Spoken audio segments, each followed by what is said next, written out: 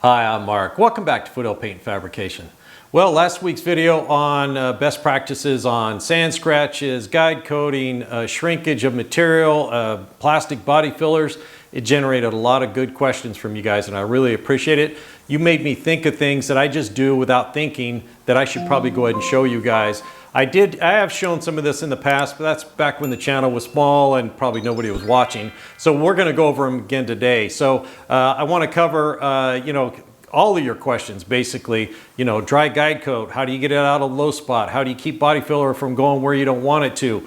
And a lot of other stuff. So let's jump in here. We're going to check out some simple tools first, and then we're going to move over to the car and talk about dry guide coat removal and how to get a second coat of body filler on. So let's get in here and get it done.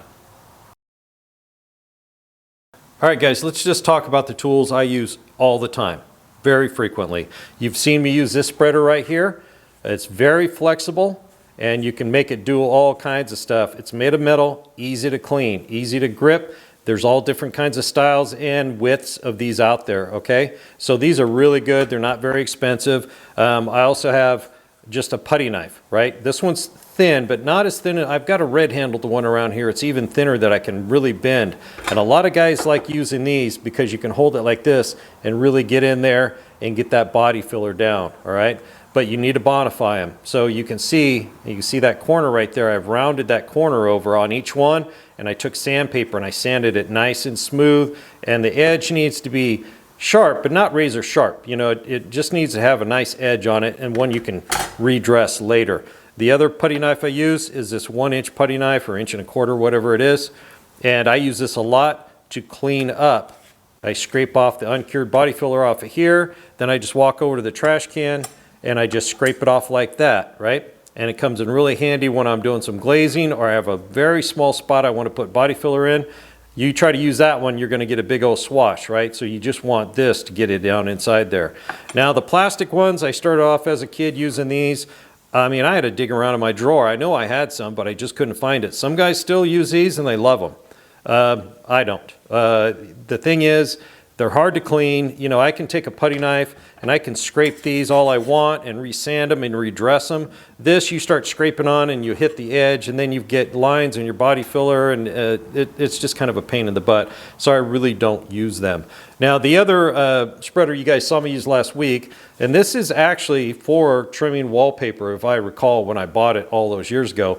But boy, it comes in handy when you're doing large panels like we did last week. We're going to go ahead and use that today on a door. So that comes in super handy. Doesn't have to be store-bought. As long as you can grip it and it's straight and you can flex it a little bit, it's doable. And of course my mixing, I guess you would call mixing plate, that's an old no parking sign. I cut a hole in, cut it in half. They sell them at Harbor Freight for like 12 bucks or something. So get one. Don't use cardboard. Don't use anything else. Get something you can put your thumb through. You can hold onto it comfortably and big enough so you can mix a decent batch and work it really well. So, and that's about it on those tools. Now there are a couple others here. If you're blowing off before you put body filler or blowing off after you're done, you're using something like this, get rid of it, okay? You can keep it, but just don't use it for that. You need something like this. This lets out a ton of air. It just pops in and it screws in and out. In fact, I need to throw this one away because I wore it out. It's all aluminum.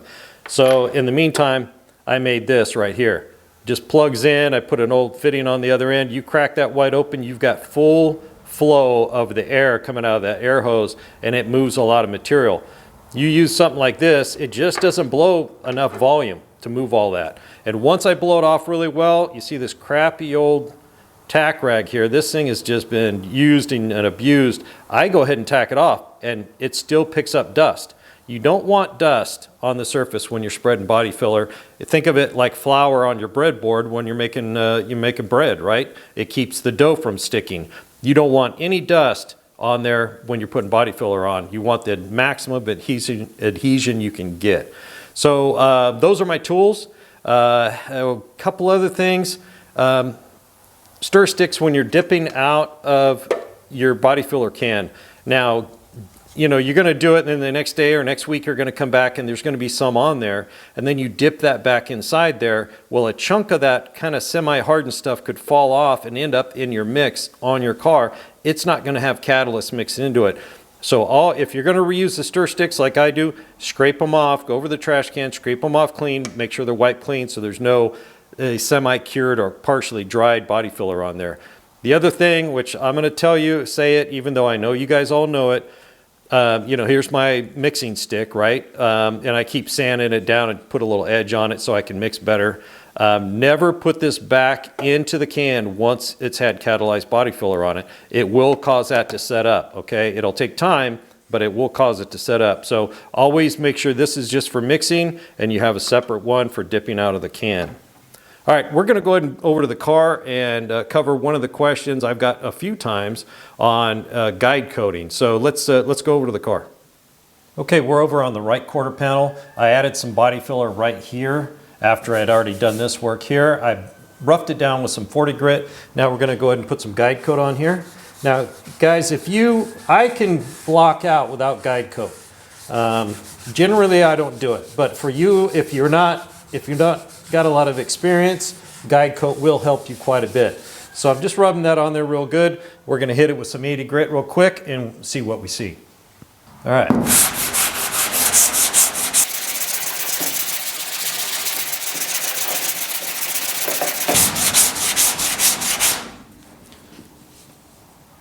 So we can see all the sand scratches from the 40, and you can see some low spots right here. Now I'm nowhere near done sanding, but this will help you a lot if you're not really used to blocking out.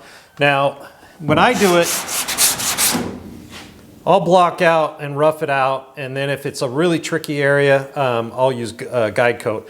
If not, I'll just block it out and then I'll get primer on it and then block it again. That way, all the surfaces are the same texture, they sand the same. So if you had, let's say, body filler, shiner, some metal showing through, and then primer, as you sand that, those textures grab the sandpaper differently and they sand at a different rate. Obviously the steel won't sand, but the primer will sand easier, or the body filler will sand easier, so you'll start to get a ripple in there. That's why I like to use primer, get primer on it and then get over, back over the top of it with a block and see where I'm at. So let me sand this up real quick. I'm going to leave these low spots in here and show you how to clean up the guide coat so you can get some more body filler on it. All right, I'm going to stop right there. We're just going to go ahead and blow this off.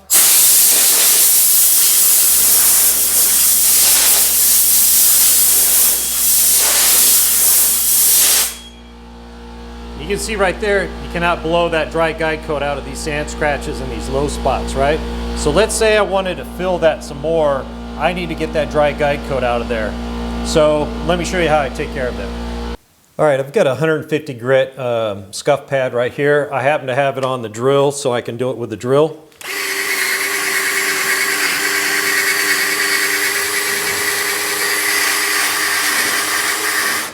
And see how well that takes it out of there? Just like that. The scuff pad gets down in all the nooks and crannies.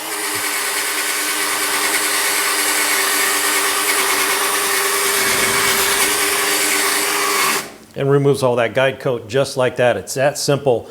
Don't use solvents, don't use water. The water just makes it smear. The solvents is just pushing it in deeper. Just a Scotch-Brite pad, something like this, and it'll do it in a couple of seconds. So now let's prep it for some more body filler, because we have areas that did not get scuffed up and did not get sanded. Okay, to prep the areas that didn't get touched at all by sandpaper, I've got a piece of 60 grit right here, just a little small piece, and I'll take it on my thumb and I'll get down inside all those little nooks and crannies really well. Even if I have to dig it out a little bit, that's okay, all right? So what I'll do is I'll just get down inside all these little spots and make sure they're scuffed up really well. And if I had sanded with too fine of a grit, maybe I was doing some 120, then I'd probably go over the whole area with the 60 grit just to scuff it all back up.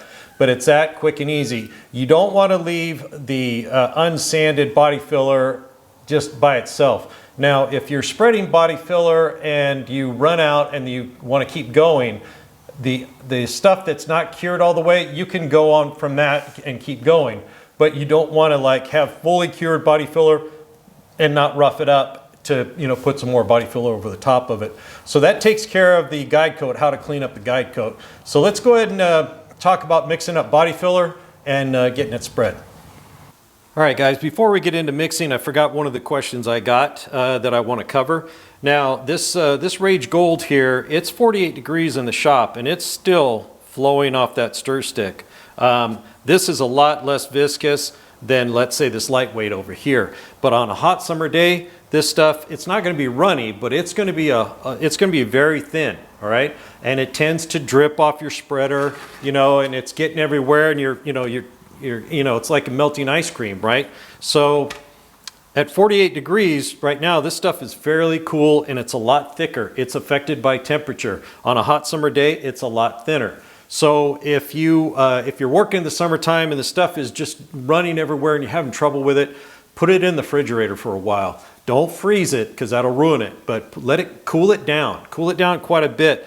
Get it down and then, you know, take it out every hour and stir it, see if it's, you know, thickened up a little bit. That's going to do two things for you. One, it's going to make it a little bit more manageable, and then it's going to slow down the reaction rate. So you can put the same amount of hardener that you normally would for, you know, a warm temperature day, and then mix it up really well, and then it gives you more time with the spreader in your hand because it's chilled down. This stuff is exothermic, so if you actually mix the hardener in it and you got it cold enough, fast enough, it wouldn't set up, okay? It would just stand still until you applied some heat to it, and then it would start to harden, okay? So if you've got a large area to do, you can cool this stuff down a little bit, because a lot of you know in the wintertime you got a lot more spreader time than you do in the summertime. Summertime you walk over there and the stuff's hardening right on your plate, right?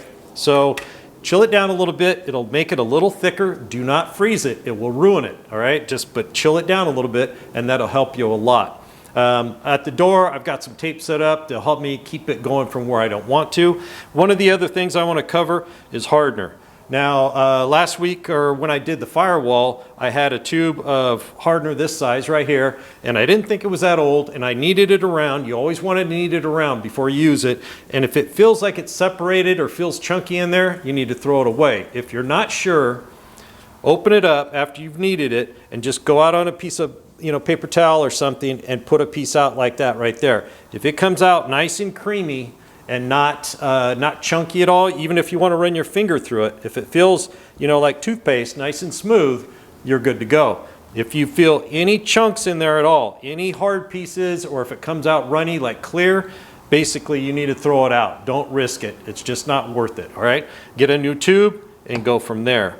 So we've got mixing, how to help yourself, you know, keep it from, you know, sliding off your spreader and all that other stuff. So let's go into how to mix up body filler to make sure you do not have any unincorporated hardener in your mix. All right, let's go ahead and get some out. And now I did mix this up again. It's set for, I don't know, 3 days since I last used it.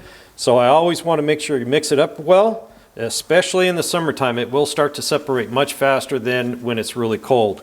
And really estimating how much material you need is always the tricky part.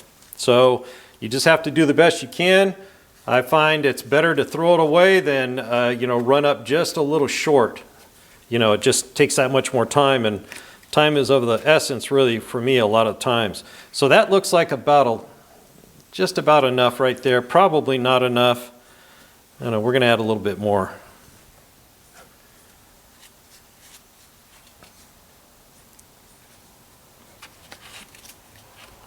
All right. Keep the lid on your can. The solvents are evaporating the whole time. Now on the lid on this Rage Gold, it does have a little thing. If you've got an 8-inch thing, it tells you to put, you know, 1.5 strips across there. And it depends on how much spread time you want and how cold it is and how hot it is. So we're going to go ahead and go across here one time, and we're going to go about like that right there. It will set up, and you can always put heat on it if you're concerned it's not setting up. You can put it out in the sun, that'll do it. And then as soon as you start mixing, the clock starts, of course, right? So we need to get down in here and get really aggressive. Now this is a piece of aluminum. There are mixing boards out there that are pieces of paper that you peel off after each use. I can't use those. I'm way too aggressive on my mixing, and the paper just keeps, pulling up on me and everything else, so I don't like that. So you want to mix vigorously, but try not to incorporate bubbles into it, Don't start jabbing it, and everything else, because you're just pushing bubbles into it. You want to be able to push down to your substrate, whatever you're mixing on, and then pull from the edge in, all the way around, until you don't see any more streaks in it. Just like that, okay? Then we're going to get rid of all this off here. And here's the most important part, guys, right here. Take your spreader, and you got to go underneath it and flip it over. That way you can look for streaks, anything that wasn't mixed properly, and keep doing that. See, we got streaks right there. I don't know if you guys can see that, but there's a streak of hardener right there. And the bigger the batch you mix, the more you need to be careful.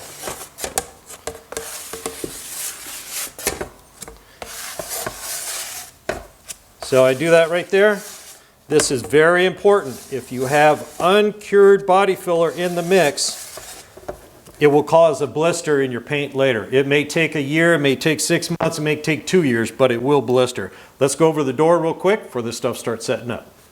Okay, when you start spreading, the important thing is to apply the material. You got to push down. You got to get a good physical connection to your panel, all right? It's not like putting mayonnaise on bread. You have to really push down and make sure you get a good physical connection. And what we want to do, we're just getting it down on here, okay? We're not trying to make it flat. We're not trying to make it perfect.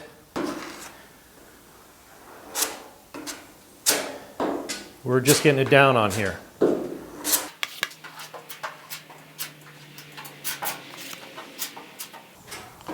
Now you guys see the tape right here? Look, I can squeegee right onto the tape. And it doesn't go somewhere I don't want it to go.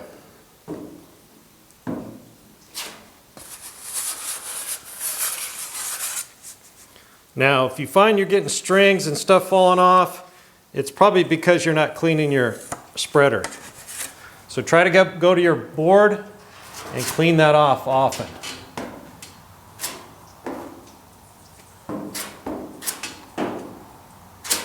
Now you see right there, I don't know if you guys can see that. See how it didn't, it made like a bubble? And that's because that was a low spot that didn't get the pressure from the spreader to make a good physical contact with that substrate. This is going to take a couple of coats. Some guys can mix really huge batches and do a good job. I'm not that guy. I usually take a couple of shots at it. But I do want to make sure it's fully stuck onto the panel before I start trying to spread it at all. All right, I'm going to run this on this edge right here because I know that's the right gauge, let's say. And we're just going to come across here.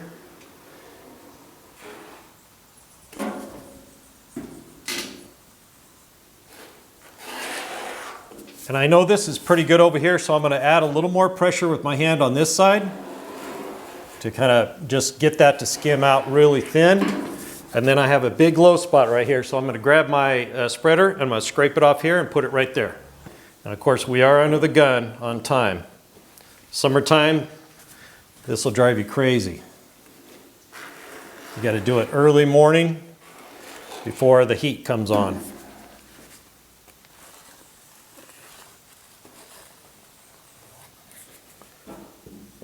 And I'll keep scraping it off and putting it back on.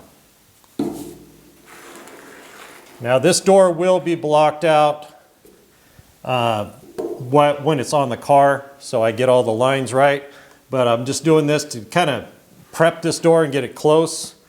That way when it's on there, it's a little easier, and it also allows me to make this video for you guys. All right, we're still good. The material's still spreadable. It's not starting to drag. If it starts to drag, you have to stop. Don't keep pushing it. You got to stop.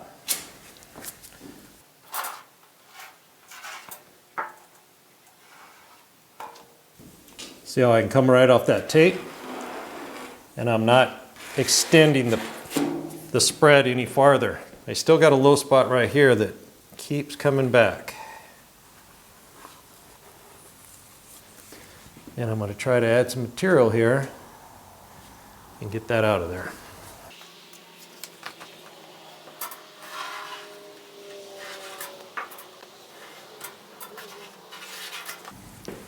All right, that's not looking too bad. I'm going to run out of time on this here real quick. So that's a good start right there. Now I'm going to take my time, and over here where we have some stuff kind of just blobbed over on the edge here, I'm going to scrape it because that's not doing me any good right there. It's not filling, it's just where I started and stopped. So I'm going to go ahead and scrape that off so it's really easy to sand. We're going to get some body filler up there later once it's on the car, but for right now, it looks good. I'll go ahead and do these edges right here too. Whatever you can do to help yourself later is all good. And then we're going to peel this tape up right here. Just like that. And that does the job for you. So let's go back over and we'll work on how to clean all this up really quick and easy. All right. So I work right over the trash can here. And I just scrape it right off on the side. Once it hardens, you just break it right off. But the first thing you want to do is just get the bulk of it off here. Well, it's still, you don't have to chisel it off or grind it off. And that's pretty good right there. Then we're going to do the spreader.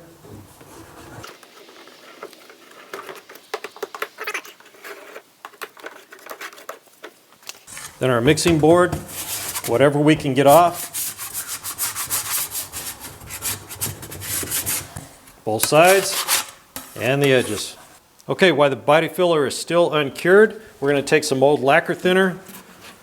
This is actually cleanup lacquer thinner. This is what I use when I'm cleaning my guns, and then I pour whatever my rinse back inside here.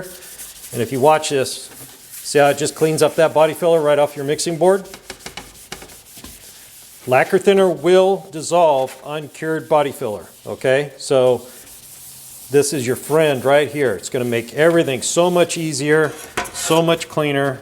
You just wipe the edges like that, set it aside, then you go over to your spreader, same thing. Just keep turning your paper towel. I just have a roll of paper towels here. Buy the cheapest, crappiest paper towels you can find, and then go to the dollar store and get yourself a little paper towel holder and mount it somewhere easy to reach. I go through a lot of cheap paper towels. It just makes everything so much easier to clean up. As you guys can see right here, it's coming clean really easy. Okay, I don't know how long that took, but it didn't take long. Everything's perfectly clean and ready to go again. Even this big long thing, okay? So this is the kind of things that are going to make your life a lot easier when you're doing body filler, because I struggled with it for years till I figured out these tricks. I actually learned the lacquer thinner thing working at the chrome shop. There was a body shop next door and I saw the guy doing it and I thought, man, that's genius. So yeah, it's just the little tips that will help you make your life so much easier. And the gloves are falling apart, but it'll make your life a lot easier. Let's go back over the door and take a look at it. All right, so the door is setting up. You can see I have tape over here. I didn't know how much material I was going to have, so if I ended up over here and went over that body line, that's fine. And I put some tape over here, and the reason I had it there was not necessarily to keep me from going too far, which I didn't want, was to actually act as like a gauge. So if I put that long straight edge on there and rubbed it, it would leave the thickness of this tape right across the whole thing. Then I could just block it out and block that back down to what I want. So it's just a way of getting yourself, just a uniform thickness way out here on the edge, where we did a lot more filling over here. As you guys recall, this is the one I worked on really hard. It was caved in, the one I probably should have put a skin on, but I didn't. But yeah, we got a good head start on it. I don't know if you guys can make it out, but we've got a low spot right here. and stuff like that. And we worked it trying to get that out, but you know, I just couldn't build it up with the amount of material I had. So we're going to let it set, and then we're going to start blocking it out. Now, some guys like to start blocking this out. You know how you can use a cheese grater? We don't obviously need to use a cheese grater on this because it's so smooth, but you use a cheese grater, you wait till it's starting to set but not hard yet. Well, some guys will actually like to start blocking out when the material is still not hard yet. Now, I've tried that in the past and it doesn't really work for me because all they do is just fight clogged up 40 grit sandpaper, or I put deep gouges in it, and it just doesn't work that well for me. But I'm gonna try it here today. We're gonna just try to rough this down. I've got some 40 grit over there on a shorter board, and I don't care about it. So we're gonna wait till this starts setting up a little bit. I've got some over, right here. I can feel it kind of sticking out, so we know where it's at, but it's starting to set. So I'll bring you back when we're just about ready to start doing some rough out. All right, I can still run my fingernail in it and leave a little bit of a mark, but I've got some sand dust from sanding other body filler on the other side of the car. So I'm kind of rubbing this around, pull some of that stickiness off the surface, okay? And I've got some, I thought I had 40 grit, I've got some 36 grit on here, and my best friend here, this little wire brush. That'll help keep the sandpaper from being too clogged. So we're just going to run over this real lightly, and this is almost like cheese grating.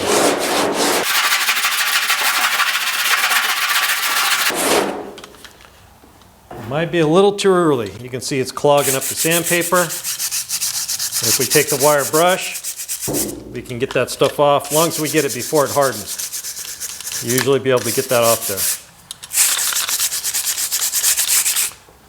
I'm gonna let it set a few more minutes, and then I'll bring you back and we'll try it again.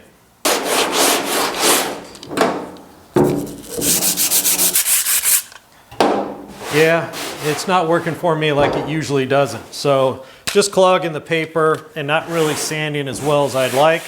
Some guys have a lot of luck doing it that way, not me. I'm gonna let this set up all the way, and we're gonna hit it with some 40 grit on a longer board, and then sweeten this up a little bit. Okay guys, I got impatient, so I put the heater underneath and kind of warmed this whole area, and it causes it to set up. Now heat will accelerate the setting, so it's ready to sand.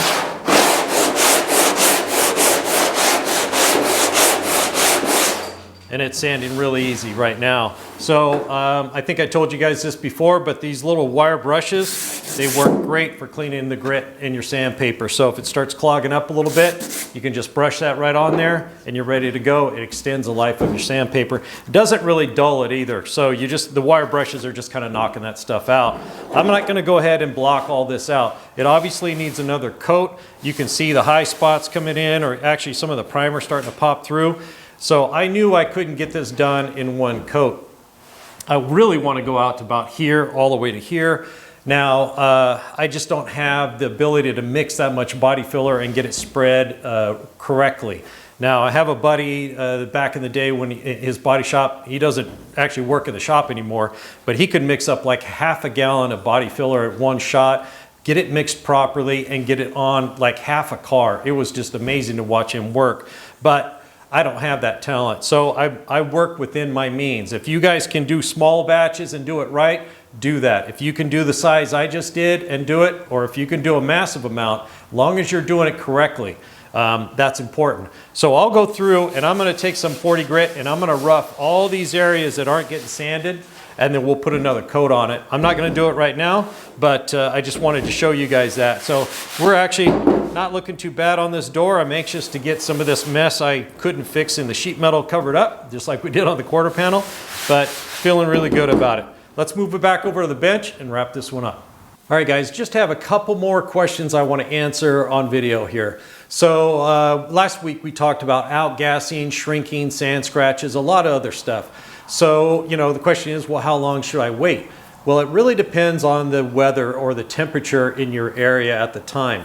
Now, I do know a lot of you guys are in very humid climates, and like you guys saw in the quarter panel, I got some shiners. They're bare steel showing right there. And if it comes down between you letting it dry and outgas longer or getting rust on a few spots, by all means, get your primer back on there, seal that back up, get your epoxy, whatever you're spraying back on that.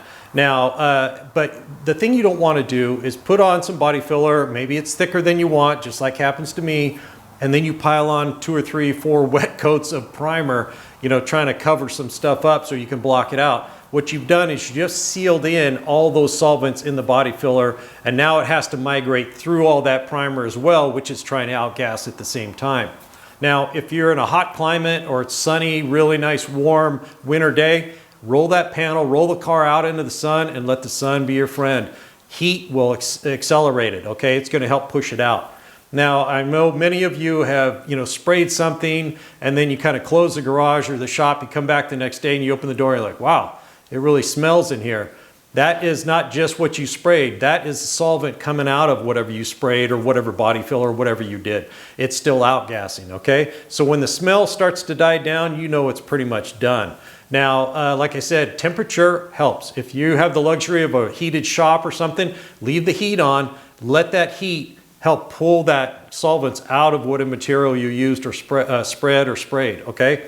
Now, ideally, I'm gonna let, you know, it's cold here, it's 48 degrees. This body filler, I wanna let it sit at least a week and a half before I spray any more epoxy on it. I'm gonna keep busy on other projects on the car. If the sun comes out, which it hasn't been out for a couple of days, I'm gonna roll Ruby and the door and everything out in the sun, and I'm gonna let it bake in the sun for a while. Then I'm gonna roll it back in before birds poop on it or anything. But you can do whatever you can do to try to help that outgas. The biggest problem I find from sand scratches is somebody's roughed it out with 40 grit and they just put primer on it and then thought that was gonna, you know, fill it all in. Get yourself a good catalyzed glazing putty. I will put a link in the description for the one I use. It's not very expensive and it works wonders for that. If you can't sand any farther down, maybe you've got it roughed down and you're starting to get to the point where you're gonna be too low, either apply more body filler, which really ruins it, or use a glazing putty. And like I said, I'll put a link in the description. That'll help you out quite a bit. That way the primer doesn't shrink and you get sand scratches. That glazing putty doesn't shrink that much. It's more like a body filler, so that'll help you out a lot. Also, I'm gonna put a link in the description for the blow-off tool I found that I have, and for this. As far as I can remember, this was called a wallpaper trim tool or something like that. I will find it and I'll put a link in the description. I'm sure they have them on Amazon. They have them, you know, Amazon has everything. So I'll just try to put a few links down in the description for, you know, all the stuff I talked about today. So if you guys need it, it's easy to find. Now, I know a lot of you probably know a lot of these tips and tricks, but if you're just starting out, if somebody would have taught me all this right off the bat, I would have been so much farther ahead. It took years of struggling to get, you know, half as good as I am right now. So I just want to pass it on to you guys and I hope you appreciate it. If you need to know or you want to see anything else, let me know. I'm glad to show you as much as I know. I'm glad to teach you guys all I know, and I always learn from you guys, especially when you ask good questions. So keep them coming. Thanks for joining me here at Foothill Paint Fabrication. Don't forget to hit the like and subscribe button if you haven't already. Mash that bell and drop me a comment. I'd love to hear from you. We'll see you on the next one.